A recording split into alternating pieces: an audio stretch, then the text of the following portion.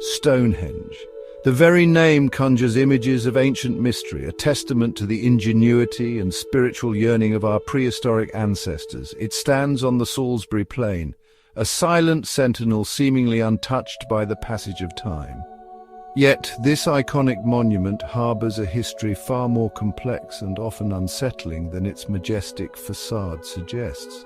Beyond the allure of its enigmatic origins lies a darker narrative, a tale of human toil, desecration, and the enduring struggle between reverence and exploitation. The stones themselves whisper tales of immense labor, their journey from distant lands a testament to the organizational capacity of Neolithic society.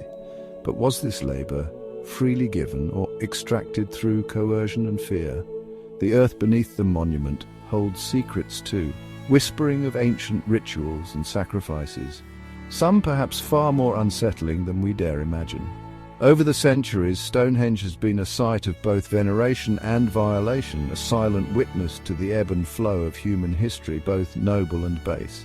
This essay delves into the shadowed past of Stonehenge, exploring the often overlooked narratives of destruction, desecration, and the enduring human cost woven into its very fabric.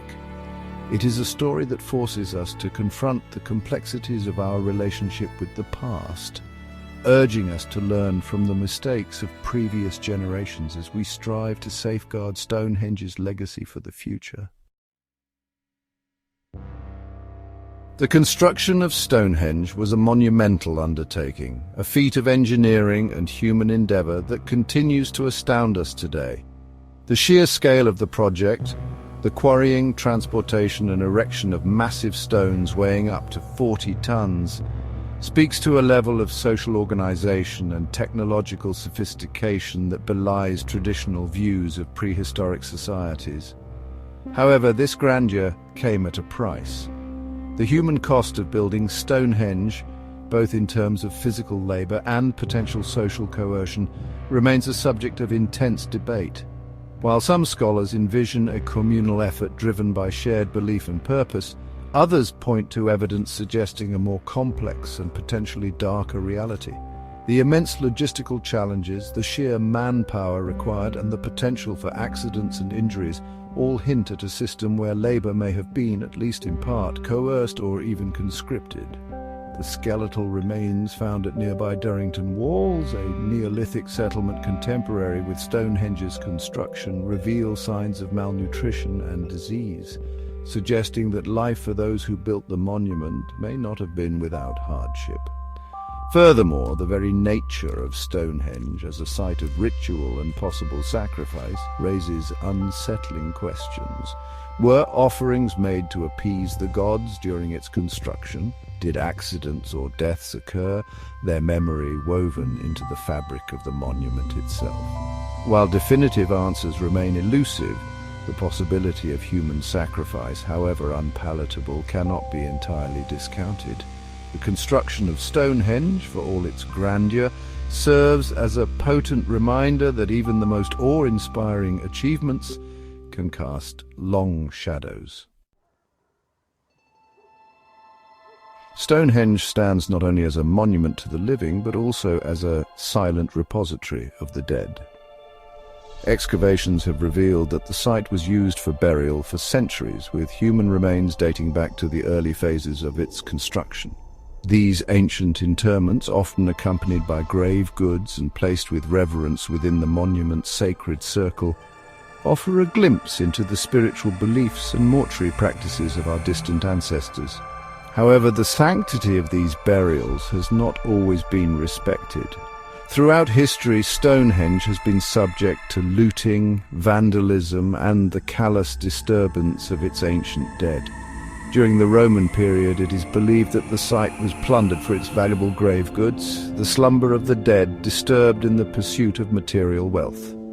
Later, during the medieval period, when superstition and ignorance held sway, Stonehenge was seen by some as a place of pagan ritual and dark magic. This led to further desecration, with graves being dug up in search of relics or amulets, the skeletal remains scattered and disrespected.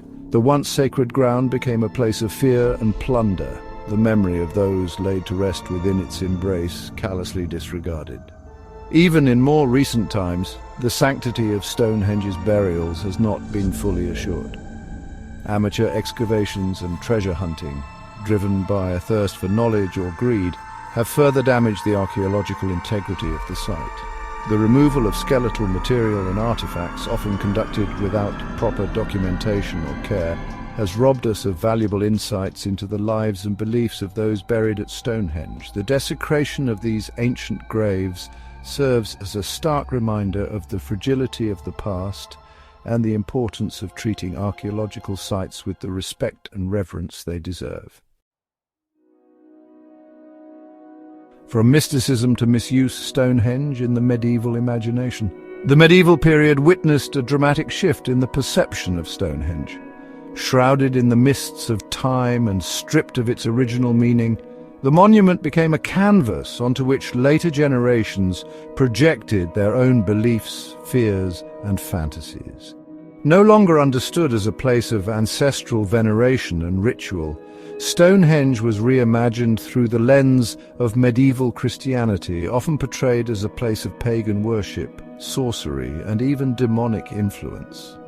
This shift in perception had profound consequences for the monument, leading to its misuse, neglect, and further desecration. Legends proliferated, attributing the construction of Stonehenge to figures both mythical and historical. One popular tale claimed that the stones were brought to Britain by Merlin, the wizard of Arthurian legend, while another asserted that they were the work of giants. These fantastical narratives, while entertaining, served to further distance Stonehenge from its true origins, obscuring its cultural and historical significance. Stripped of its true meaning, the monument became a playground for the medieval imagination, subject to interpretations that bore little resemblance to its original purpose. This misinterpretation had practical consequences as well. No longer seen as a place deserving of reverence, Stonehenge was used for a variety of mundane and even disrespectful purposes. It served as a gathering place for fairs and festivals, its stones chipped away for souvenirs or building materials. Graffiti etched into the ancient stones by idle hands further marred the monument's surface. The medieval period, while rich in its own right, represents a dark chapter in the history of Stonehenge, a time when ignorance and superstition overshadowed the monument's true significance. A legacy of loss, looting, excavation, and the erosion of history. The dawn of the Enlightenment, with its emphasis on reason and scientific inquiry, did little to curb the exploitation of Stonehenge. In fact, the 18th and 19th centuries witnessed a surge in antiquarian interest in the monument, driven by a combination of genuine curiosity and a rapacious desire for artifacts. While some individuals approached Stonehenge with a genuine desire to understand its past, many more were motivated by personal gain, eager to acquire relics of antiquity for their private collections or to sell on the burgeoning antiquities market.